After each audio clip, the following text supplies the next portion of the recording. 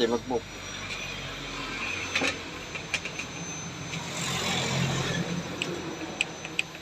May sarap pa. Smart ni siya, pre. Yes mga boss, may gina-repair naman kita diri nga Samsung LED TV. Ang iya sining model number UA32H4003. Ang iya sining problema bisan na mong tumok sa sining power switch, hindi gid mag-on, naka-standby lang. Wala na ulog na. Wala na sa... Mga boss, na open na naton ang TV. Ari gina-scan na lang naton ang power supply board. Ini nga power supply board built-in ini ang iya nga backlight driver. Kagong lantawon naton na wala man sunog, okay man ang iya nga backlight driver, maliban sa iya sini nga switching regulator nga may problema. Ang ginbuhat ko sa sini nga TV kay tungod nagadali ang customer nga matapos dayon, nag-inject na lang ko sang another power supply board nga iyaman ka Samsung. Pero before sina, nag-trial ko anay mainboard kay base mainboard ang guba. Kag na-confirm ko man nga sa amo ni gali nga problema, standby problem, hindi gali tanan mainboard ang guba. Mga boss, i-set up ko na lang ang wiring sa nga aton nga gin-inject nga power supply sa original nga power supply board. Kagamitan natin sang 12 volts relay para mag-on and off ang aton nga backlights sa oras na maglantaw kita kag magpatay sang TV. Puta do. Dugaw pirata do. Tao ba? Uy! Ang daan niya sining power board, gingamit ko man Japon ang iya sining backlight driver. Nag-modify lang ko sa iya sining AC input para hindi magpatay ang backlights sa tion nga i-plug sa 220 outlet.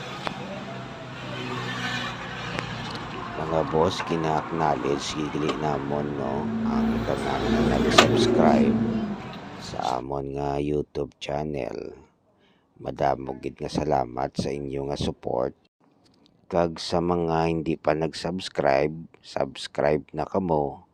Kag i-click ang notification bell para ma-update kamo kung may mga bag-o kami nga i-upload nga mga video.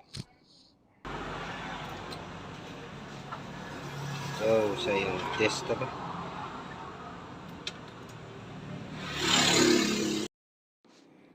Sawari na mga boss, ginasolda na naton ang iya sining AC input. Synchronize na lang naton ini sa aton 12 volts nga relay. Kag mangita na lang ta sang 12 volts supply sa board na sang main board.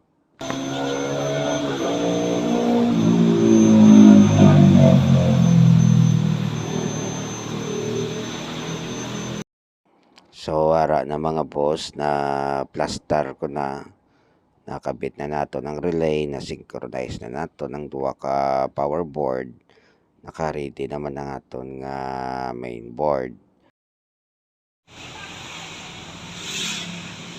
Sige, Pemek.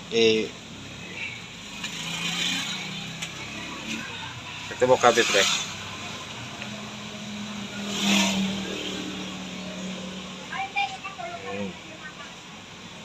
May pling yung panel.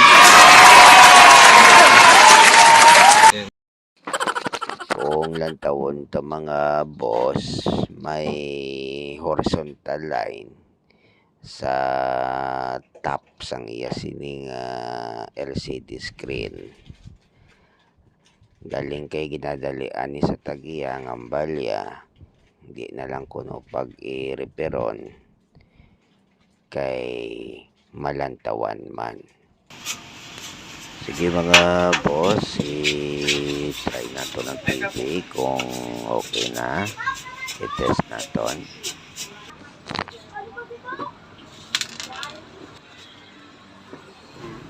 Yan sa piyak-piyak sa LG.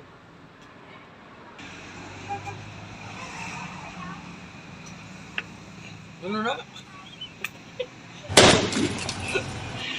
Ata pa? Padukan mo. Ang jibik? May remote ka dami? Ano siya?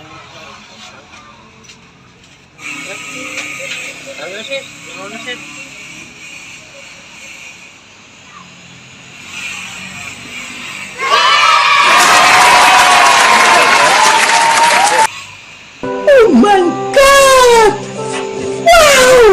So, okay na mga boss na fix na natin ang TV. Sa liwat, madamog na salamat sa ating mga viewers. Hanggang sa sunod naman natin ng mga video. More power, God bless.